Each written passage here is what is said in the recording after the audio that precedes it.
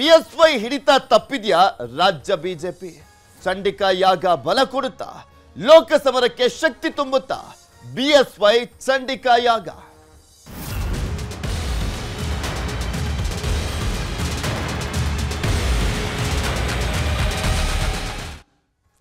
ರಾಜ್ಯದಲ್ಲಿ ಬಿಜೆಪಿ ಅಂದ್ರೆ BSY, BSY ಅಂದ್ರೆ ಬಿಜೆಪಿ, ಆ ರೀತಿಯಾದಂತ ಒಂದು ತನ್ನದೇ ಆದಂತ ನಾಯಕತ್ವವನ್ನು ಹೊಂದಿಕೊಂಡು ಪ್ರಶ್ನಾತೀತ ನಾಯಕರಾಗಿ ಇದ್ದಂಥವರು ಯಡಿಯೂರಪ್ಪನವರು. ಆದ್ರೆ ಈ ಬಾರಿಯ ಲೋಕಸಭೆ ಟಿಕೆಟ್ ಅನೌನ್ಸ್ನ ವಿಚಾರಕ್ಕೆ ಸಂಬಂಧಪಟ್ಟಂತೆ ಗಮನಿಸೋದಾದ್ರೆ ಟಿಕೆಟ್ ಕೈ ತಪ್ಪದಂತವರು ಡೈರೆಕ್ಟ್ ಆಗಿ ಯಡಿಯೂರಪ್ಪ ಅವರ ವಿರುದ್ಧನೇ ಅಸಮಾಧಾನವನ್ನ ವ್ಯಕ್ತಪಡಿಸ್ತಾ ಇದ್ದಾರೆ. ಎಲ್ಲೋ ಒಂದ್ ಕಡೆ ರಾಜ್ಯ ಬಿಜೆಪಿ ಅನ್ನುವಂಥದ್ದು ಹಾದಿ ತಪ್ಪಿದ್ಯಾ ಅನ್ನುವಂಥ ಪ್ರಶ್ನೆ ಮೂಡಿಸ್ತಾ ಇದೆ.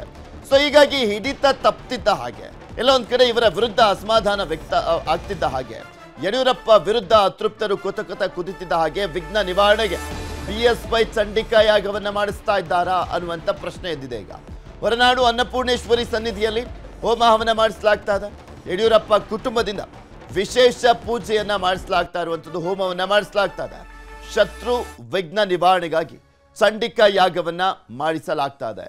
BS ಯಡಿಯೂರಪ್ಪ ಜೊತೆ ಯಾಗದಲ್ಲಿ ಭಾಗಿಯಾಗಿದ್ದಾರೆ. ವಿಜೇಂದ್ರ ಸೇರಿದಂತೆ ಕುಟುಂಬಸ್ಥರು ಭಾಗಿಯಾಗಿದ್ದಾರೆ. ಮುಂಜಾನೆ 6 ಗಂಟೆಯಿಂದ ಆರಂಭವಾಗಿರುವಂಥ ಚಂಡಿಕಾ ಯಾಗ ಇದು. ಚುನಾವಣೆ ಗೆಲ್ಲುವಂಥ ಸಂಕಲ್ಪವನ್ನ ಮಾಡಿಯೂ ಕೂಡ ಯಾಗವನ್ನ ಮಾಡಲಾಗ್ತದೆ. ಬಿಕಾಸ್ ತನ್ನ ಪುತ್ರ ವಿಜೇಂದ್ರ ಅವರು ರಾಜ್ಯಾಧ್ಯಕ್ಷರಾಗಿದ್ದಾರೆ. ಈ ರಾಜ್ಯಾಧ್ಯಕ್ಷರಾಗಿರುವಂಥ ಸಂದರ್ಭದಲ್ಲಿ ಇನ್ನೂ ಹೆಚ್ಚಿನ ಸೀಟ್ಗಳನ್ನ ಗೆಲ್ಲಿಸಬೇಕಾದಂಥ ಅನಿವಾರ್ಯತೆ ಇರುವಂಥದ್ದು. ಬಿಕಾಸ್ ಯಡಿಯೂರಪ್ಪನವರು ತನ್ನ ನಾಯಕತ್ವವನ್ನು ಓರೆಗಚ್ಚುವಂಥ ಕೆಲಸ ಆಗ್ತಾ ಇದೆ. ಕಳೆದ ಬಾರಿ ಯಡಿಯೂರಪ್ಪನವರು ರಾಜ್ಯಾಧ್ಯಕ್ಷರಾಗಿದ್ದಂಥ ಸಂದರ್ಭದಲ್ಲೇ ಅಭೂತಪೂರ್ವವಾದಂಥ ಗೆಲುವನ್ನು ಬಿಜೆಪಿ ಸಾಧಿಸಿದ್ದು, 25 ಸ್ಥಾನಗಳನ್ನು ಗೆದ್ದಿದ್ದು. ಈ ಬಾರಿ ತನ್ನ ಪುತ್ರ ರಾಜ್ಯಾಧ್ಯಕ್ಷರಾಗಿರುವಂಥ ಸಂದರ್ಭದಲ್ಲಿ ಹೆಚ್ಚಿನ ಸೀಟನ್ನು ಗೆದ್ರೆ ಮುಂದೆ ಇನ್ನೂ ಉನ್ನತವಾದಂಥ ಸ್ಥಾನಮಾನ ಸಿಗುತ್ತೆ ಅನ್ನುವಂಥ ಲೆಕ್ಕಾಚಾರ ಇದೆ. ಸೊ ಹೀಗಾಗಿ ಯಾವುದೇ ಪ್ರಾಬ್ಲಮ್ಸ್ ಇಲ್ಲದೆ ಬಿಜೆಪಿ ರಾಜ್ಯದಲ್ಲಿ ಹೆಚ್ಚಿನ ಸ್ಥಾನವನ್ನು ಗೆಲ್ಲುವಂಥ ನಿಟ್ಟಿನಲ್ಲಿ ಈ ಚಂಡಿಕಾ ಯಾಗವನ್ನು ಮಾಡಿಸಲಾಗ್ತಾ ಇದೆ ಅಂತ ಹೇಳಲಾಗ್ತಾ ಇದೆ. ಇದೇ ವಿಚಾರಕ್ಕೆ ಸಂಬಂಧಪಟ್ಟಂತೆ ಮಾತಾಡಲಿಕ್ಕೆ ನಮ್ಮ ಜೊತೆ ಚಂದಾ ಪಾಂಡೆ ಅವರು, ಕಾಳಿ ಆರಾಧಕಿ, ದೂರವಾಣಿ ಸಂಪರ್ಕದಲ್ಲಿ ಜಾಯಿನ್ ಆಗ್ತಾ ಇದ್ದಾರೆ. Good morning madam. ನಮಸ್ತೆ. ಚಂಡಿಕಾ ಯಾಗವನ್ನ ಮಾಡಿಸ್ತಾ ಇದ್ದಾರೆ ಯಡಿಯೂರಪ್ಪನವರು. ಆಕ್ಚುಲಿ ಯಾಕೆ ಮಾಡಿಸ್ತಾರೆ ಚಂಡಿಕಾ ಯಾಗವನ್ನ? ಇಲ್ಲಿ ಏನಾಗುತ್ತೆ, ಯಾವುದೇ ಒಂದು ಎಸ್ಪೆಷಲಿ ಚಂಡಿಕಾ ಯಾಗ ಅನ್ನುವಂಥದ್ದು ಒಂದು ಶ್ರೀರಕ್ಷೆ. ಅಂದ್ರೆ ಮೊದಲಿನ ಕಾಲದವ್ರು ಯಾತಕ್ ಮಾಡಿಸ್ತಾ ಇದ್ರು ಅಂತ ಫಸ್ಟ್ ಹೇಳ್ತೀನಿ.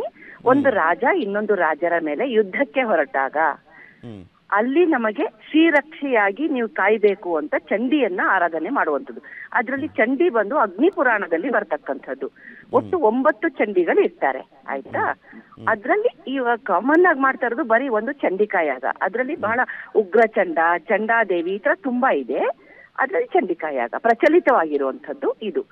ಆಮೇಲೆ ಎರಡನೇದು, ಯಾವುದೇ ಒಂದು ಉನ್ನತ ಸ್ಥಾನಕ್ಕೆ ಬರಬೇಕು ಅನ್ನುವ ಆಶಯವನ್ನು ಇಟ್ಕೊಂಡಾಗ್ಲೂ ಮಾಡ್ತಾರೆ. ವಾಪಸ್ ಇವಾಗ ನಾನು ಫಾರ್ ಎಕ್ಸಾಂಪಲ್, ಇವಾಗ ಎಲೆಕ್ಷನ್ ಬರ್ತಾ ಇದೆ, ಅದನ್ನ ಗೆಲುವಿಗಾಗಿ, ಶತ್ರು ಸಂಹಾರಕ್ಕಾಗಿ ಅಂತ ಕೆಲವೊಂದು ಪದವನ್ನ ಬಳಸ್ತಾರೆ. ಇಲ್ಲಿ ಯಾವುದೇ ಒಂದು ಎದುರಿರೋ ಪಾರ್ಟಿ ಶತ್ರು ಅಲ್ಲ, ಅವರು ಒಬ್ರು ಈ ಒಂದು ಗೇಮ್, ಇಬ್ರು ಪ್ರತಿಸ್ಪರ್ಧಿಗಳಲ್ವಾ. ಆ ಪ್ರತಿಸ್ಪರ್ಧನೆಯಲ್ಲಿ ನನಗೆ ಜಯವ ಆಗ್ಲಿ, ವಿಜಯದ ಪತಾಕೆ ನನ್ನ ಕಡೆಗೆ ಬರ್ಲಿ ಅನ್ನುವ ಆಶಯವನ್ನು ಇಟ್ಕೊಂಡು ಮಾಡುವಂಥದ್ದು, ಆಯ್ತಾ. ಇಲ್ಲಿ ಕೆಲವೊಂದು ಏನಾಗ್ತಾ ಇದೆ, ಪ್ರಚಲಿತ ಮಾತಲ್ಲಿ ಸಂಹಾರಕ್ಕೋಸ್ಕರ ಅಂತ ಬಳಸ್ತಾ ಇದ್ದಾರೆ. ಸಂಹಾರ ಅಂದ್ರೆ ಅದು ಟೋಟಲಿ ಅವರನ್ನ ಸಾಯಿಸೋದು ಅಂತ ಅರ್ಥ. ಅಂದ್ರೆ ಪೂರ್ತಿ ಅವರನ್ನ ಕೊಲಾಪ್ಸ್ ಮಾಡೋದು ಅಂತ. ಖಂಡಿತ ಅದಲ್ಲ. ಯಾವುದೇ ಒಂದು ವಿಜಯ ಸಾಧನೆಗೋಸ್ಕರ ಮಾಡಿಸುವಂತ ಒಂದು ಒಂದು ಒಳ್ಳೆಯ ಒಂದು ಯಾಗ ಇದು ಚಂಡಿಕಾ ಯಾಗ ಅಂತ. ಅಂದ್ರೆ ಇದ್ರಲ್ಲಿ ಟೋಟಲ್ ಆಗಿ ನಾವು ತಗೊಂಡಾಗ ನಮ್ಮ ಶ್ರೀರಕ್ಷೆ ಮತ್ತು ನಮಗೆ ಗೆಲುವು ಸಿಗ್ಲಿ ಅಂತ ಮಾಡಿಸುವಂತದ್ದು ಚಂಡಿಕಾ ಯಾಗ. ನಾವು ಮಾಡುವಂತ ಸಂಕಲ್ಪದಲ್ಲಿ ಒಳ್ಳೇದಾಗ್ಲಿ, ಇನ್ನು ಹೆಚ್ಚಿನದಾಗಿ ಯಶಸ್ಸು ಸಿಗ್ಲಿ ಅಂತ, ಯಶಸ್ಸು ಶ್ರೇಯಸ್ಸು ಎಲ್ಲವೂ ಲಭ್ಯವಾಗ್ಲಿ ಅನ್ನುವಂಥದ್ದಕ್ಕೆ ಸಂಕಲ್ಪವನ್ನು ಇಟ್ಕೊಂಡು ಮಾಡುವಂಥದ್ದು. ಚಂಡಿದೇವಿ, ಚಂಡಿಕಾದೇವಿ ಇದಾರಲ್ಲ, ಅವರು ಎಲ್ಲ ಅಂದ್ರೆ ಫಾರ್ ಎಕ್ಸಾಂಪಲ್ ಯುದ್ಧ ಎಲ್ಲ ಮುಗಿದ ಮೇಲೂ ಕೂಡ ಇದನ್ನ ಮಾಡ್ಬೇಕಾಗತ್ತೆ. ಅಂದ್ರೆ ಮೊದಲಿನ ಕಾಲದ ನಾನು ಹೇಳ್ತಾ ಇರೋದು. ಈಗ ಇವರು ಇದ್ ಮಾಡ್ತಾ ಇದಾರಲ್ವಾ, ಈಗ ಎಲೆಕ್ಷನ್ಗೋಸ್ಕರ ಅಂತ ಹೇಳ್ತಾ ಇದ್ದೀರಲ್ಲ, ಅದಕ್ಕೂ ಅಷ್ಟೇ. ಫಾರ್ ಎಕ್ಸಾಂಪಲ್ ಇವಾಗ ಅವ್ರು ಗೆದ್ರು ಅಂತ ತಿಳ್ಕೊಳ್ಳೋಣ.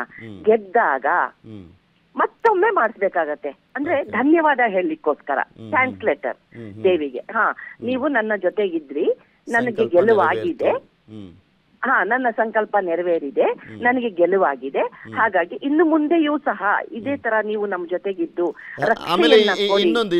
ಇನ್ನೊಂದು ಬರೀ ಯಶಸ್ಸಿಗೋಸ್ಕರನ ಅಥವಾ ತಮ್ಮ ವಿರುದ್ಧ ಮಾತನಾಡ್ತಾ ಇರುವಂತವ್ರು ಕೂಡ ಏನಾದ್ರೂ ಸಮಾಧಾನ ಆಗ್ಲಿ ಅನ್ನುವಂಥದ್ದು ಕೂಡ ಇರುತ್ತಾ ಇದ್ರಲ್ಲಿ? ಇಲ್ಲ, ಸ್ತಂಭನ ಕ್ರಿಯೆ ಇದ್ರೊಳಗಡೆ ಬರೋದಿಲ್ಲ. ಅಂದ್ರೆ ಎದುರುಗಡೆ ಮಾತಾಡುವವರು ಸಮಾಧಾನವಾಗ್ಲಿ ಅನ್ನೋದು ಸ್ತಂಭನ ಅಂತ ಹೇಳ್ತೀವಿ. ಅಂದ್ರೆ ಮಾತಾಡ್ದಲೇ ಇರೋದು, ಕೂಲ್ ಆಗಿರೋದು, ಇದಕ್ಕೆ ಸ್ತಂಭನ ಅಂತ ಹೇಳ್ತೀವಿ. ಖಂಡಿತ ಅಲ್ಲ, ಇದು ಶ್ರೀರಕ್ಷೆ. ಅಂದ್ರೆ ಯಾರು ಎಷ್ಟೇ ವಿಚಿತ್ರವಾಗಿ ವಿರೋಧವಾಗಿ ಮಾತಾಡಿದ್ರು ಸಹ ಅದು ಯಾರ ಮೇಲೂ ಪರಿಣಾಮ ಬೀರ್ಬಾರ್ದು. ನನಗೆ ಜಯ ಸಿಗಬೇಕು, ಯಶಸ್ಸು ಸಿಗಬೇಕು, ಶ್ರೇಯಸ್ಸು ಸಿಗಬೇಕು ಅನ್ನುವಂಥದ್ದು. ಈ ಚಂಡಿಕಾದೇವಿ ಬರೋದೇ ನ್ಯಾಯ ದೇವತೆ ಅಂತ ತಗೊಳ್ತೀವಿ. ಉಗ್ರಸ್ಥಾನದಲ್ಲಿ ಬರ್ತಕ್ಕಂತಹ ದೇವಿಯವಳು. ಆಯ್ತಾ? ಇದನ್ನ ಕಟ್ಟುನಿಟ್ಟಾಗಿ ಪರಿಪಾಲಿಸಿದಲ್ಲಿ ಖಂಡಿತ ಇದರ ರಿಸಲ್ಟ್ ಅಂತೂ ಸಿಕ್ಕೇ ಸಿಗತ್ತೆ. ಧನ್ಯವಾದ ಚಂದ್ರಪಾಂಡೆ ಅವರೇ, ನ್ಯೂಸ್ 18 ಜೊತೆ ಮಾತನಾಡಿದಕ್ಕೆ.